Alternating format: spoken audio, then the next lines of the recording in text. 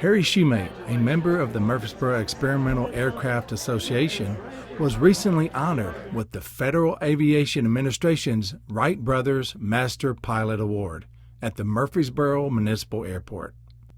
The award is named in honor of Orville and Wilbur Wright, aviation pioneers credited with inventing, building, and flying the world's first motor-operated airplane.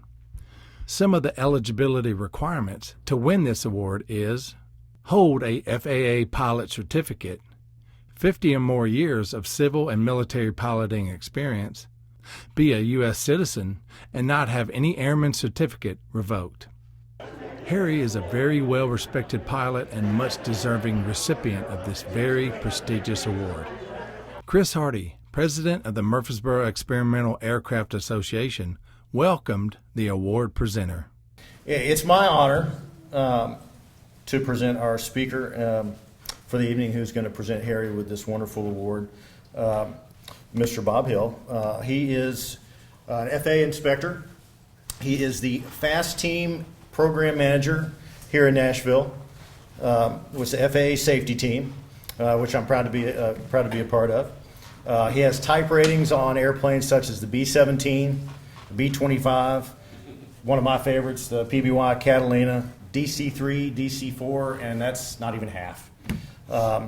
Still regularly flies B-17 Liberty Bell for veterans, specialized in water bombers, and currently we were discussing is part of the production of a movie coming out in the fall, October. Masters of the Air. It's a Tom Hanks Spielberg production. Well, I'll look forward to seeing that and seeing Bob's contribution to that. So without further ado, I'd like to introduce Mr. Bob Hill. The FAA issues Master Pilot Awards to those individuals who have piloted aircraft for 50 or more years, have exhibited exemplary professionalism, aviation safety, and a commitment to their craft. But Harry, as I'll explain to you here shortly and read to you, I'll indulge you, is a great American as well. Amen.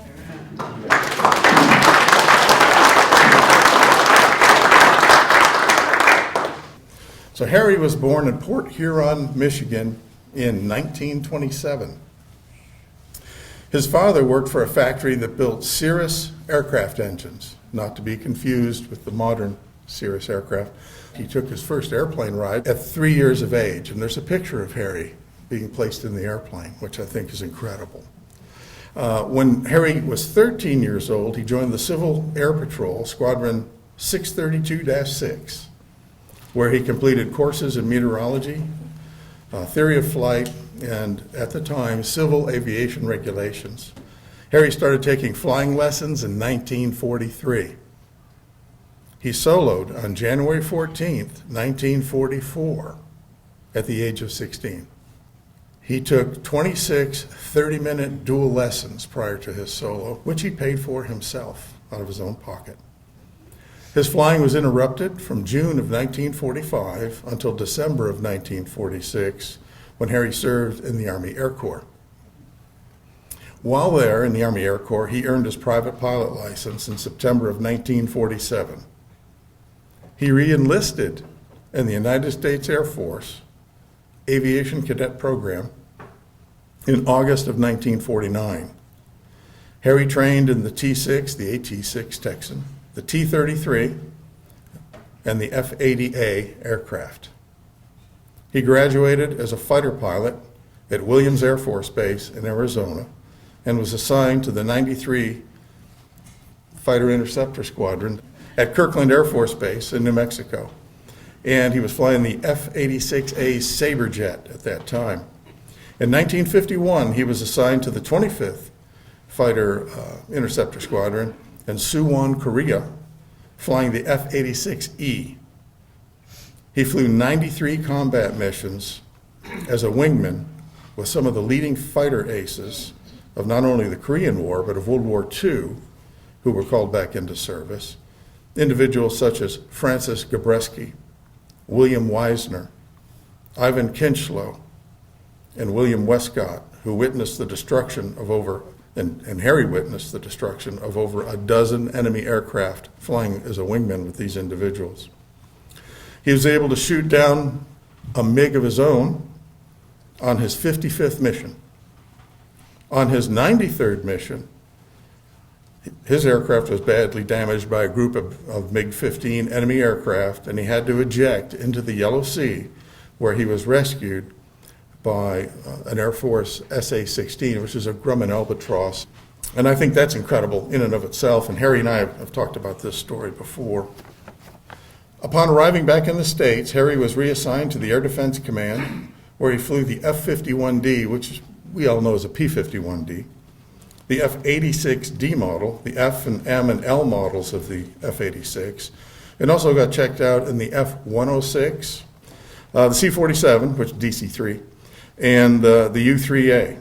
He also went to school as a weapons controller and had assignments in AC&W, which is aircraft control and warning, squadrons in Iceland, Jacksonville, Florida, and Key West, Florida.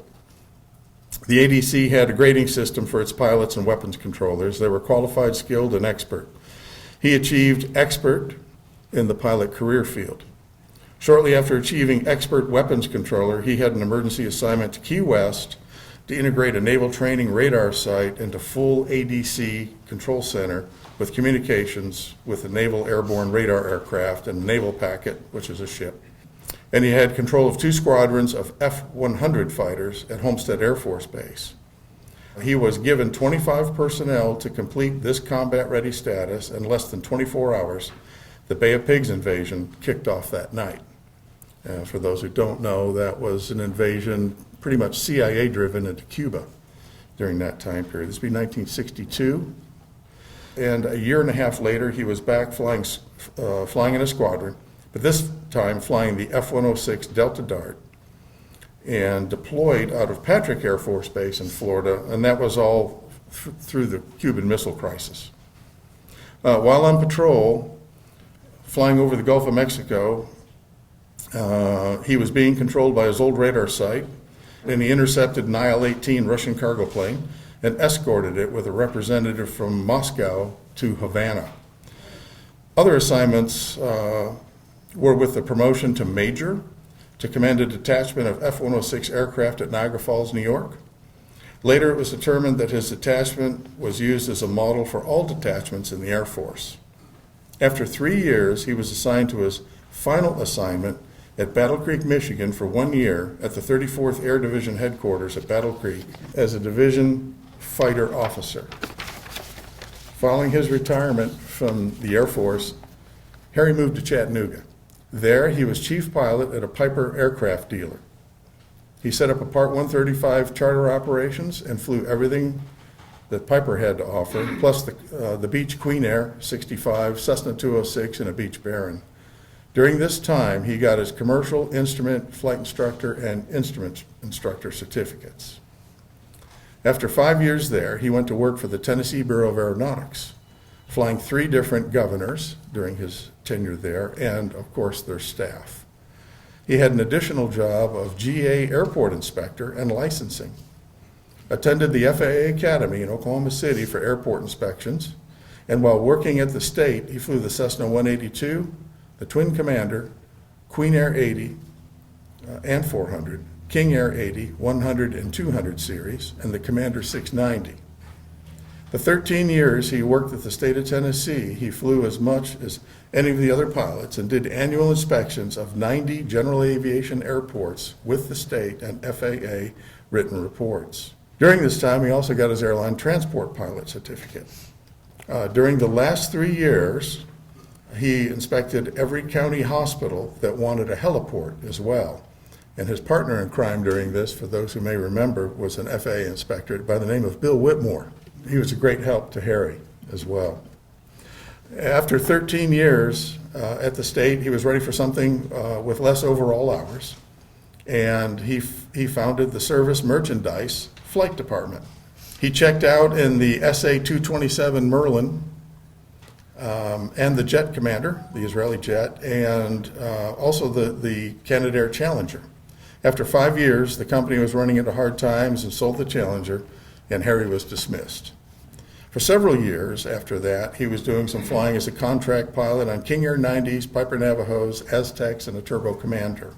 His last flight, most recently, was in a Citabria, was on August 6, 2022. Harry did some aerobatics, some touch-and-go landings, typical fighter pilot guy. And that was a gift for his 95th birthday. Harry has over 14,000 hours of flying time and a MiG kill. That's incredible. Harry, why don't you just stand up so everybody can see you. And Norma?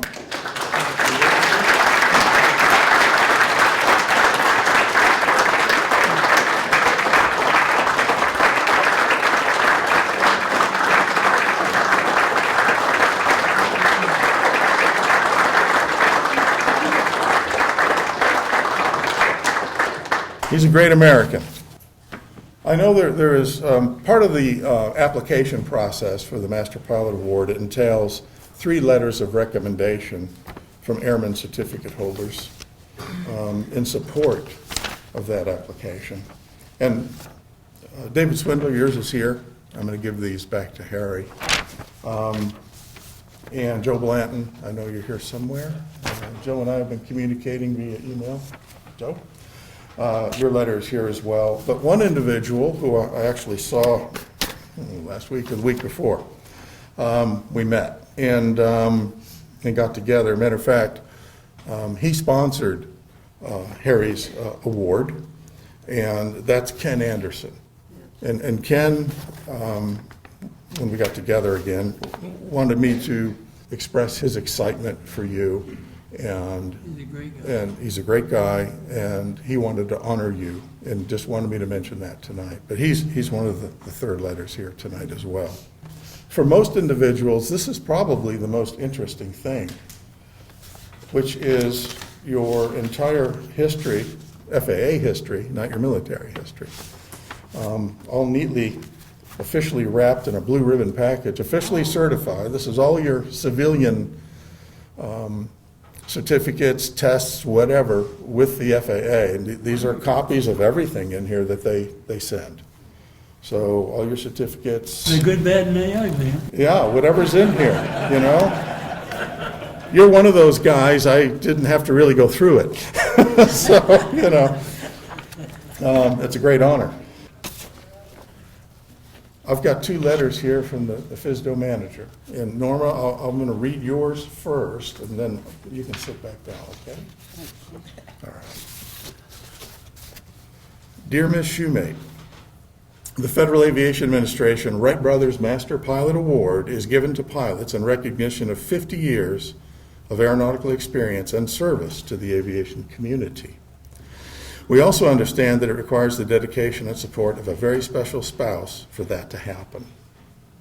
As a small token of appreciation for your sacrifice and commitment in support of your husband's 50 years of flying, the Federal Aviation Administration would like to recognize you with the Wright Brothers Master Pilot Award lapel pin and this letter of sincere gratitude. And it's signed by Scott James, the manager of the Nashville Flight Standards District Office. And I have.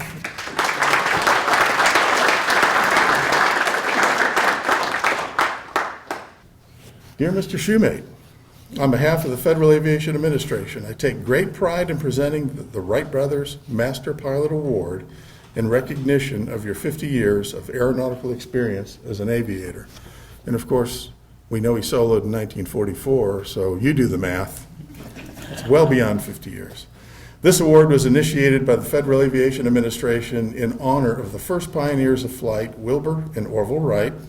In doing so, we are recognizing and honoring those who have contributed and maintained safe flight operations for 50 or more years. Like you, they are the pilots who have brought the aviation industry forward for the enjoyment and benefit of future generations of men and women who will look to the skies. This award acknowledges your exemplary service, professionalism, devotion to aviation safety, recognition by your peers, and the appreciation of countless pilots to whom you showed the way. And it's signed, sincerely, Scott James, the manager of the Nashville Flight Standards District Office.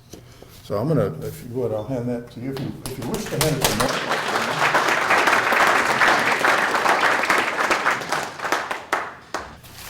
Norma, that pin I mentioned that goes with that letter, if you would, please, Harry.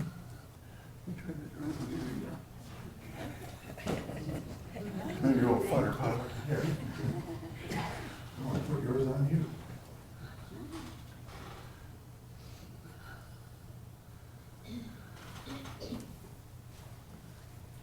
There we go.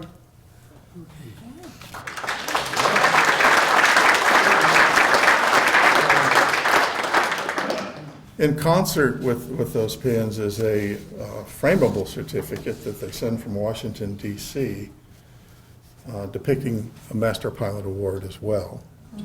So I'll show that all to you. That's frameable, and I'll give that to you.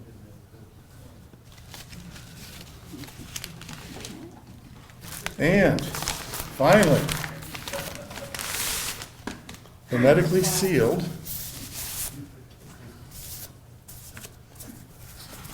Harry, the FAA is honored, and I'm honored, to present you with the Wright Brothers Master Pilot Award.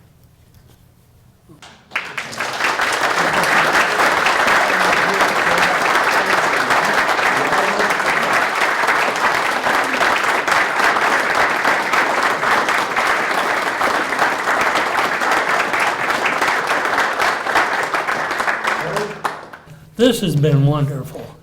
I'll tell you. I just want to say thank you to the the EAA group here that made this whole room be possible, and so many friends. Would the EAA members stand up, please? I just want to show you people, some of these fine guys.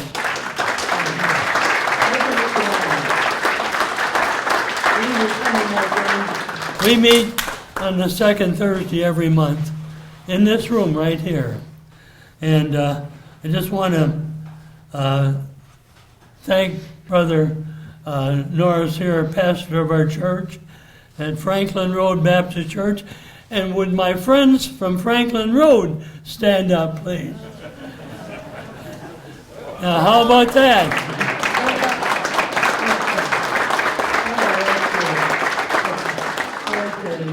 And we have some other dignitaries. Not only is a member of Franklin Road, but he's also Tim Rudd, House of Representatives, District 90 or 40, 34. There it is. Then I have a few family members. Would my family stand up, please?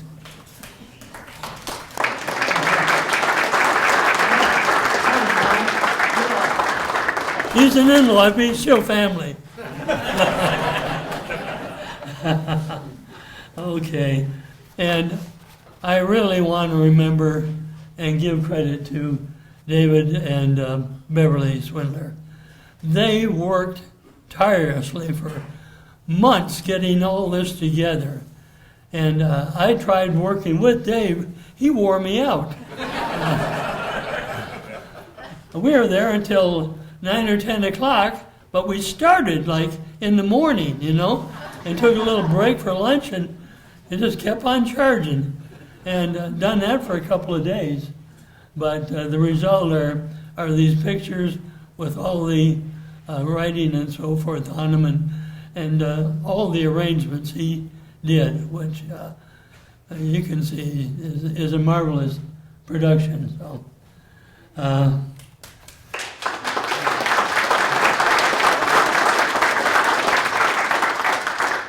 I just want to thank everybody for coming out, and this has been a true highlight in my life.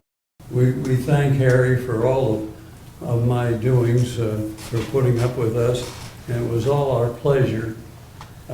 We did it for two reasons. Of course, because he had such a wonderful history of aviation.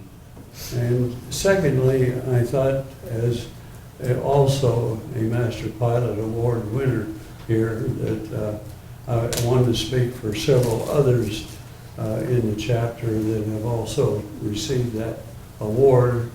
And I wanted to express our appreciation to FAA for what they do in encouraging safety in flight and doing programs like this. And we greatly appreciate it. And maybe we've started something new. So whoever gets the next award gets to do my job and do the next program. So Harry, you're going to have to live a few more years here, because we're going to have another.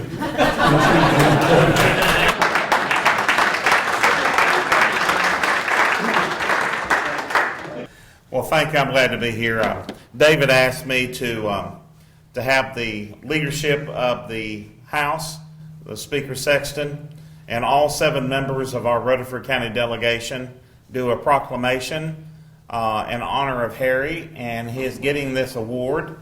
And I won't read all of it, but it honors the master, that award he's getting tonight. And as you can see, it's quite lengthy. It tells his history, as we've done before.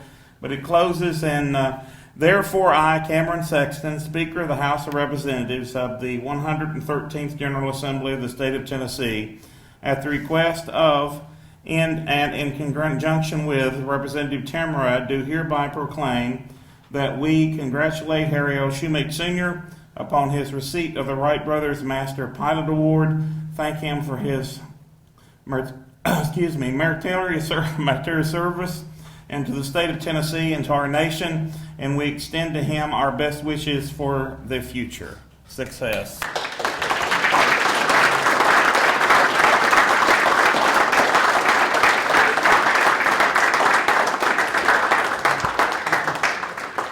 Thank you. Well deserved. Thank you for your service and all you've done, and for your friendship. It's much appreciated. Thank you so much. And thank all of you.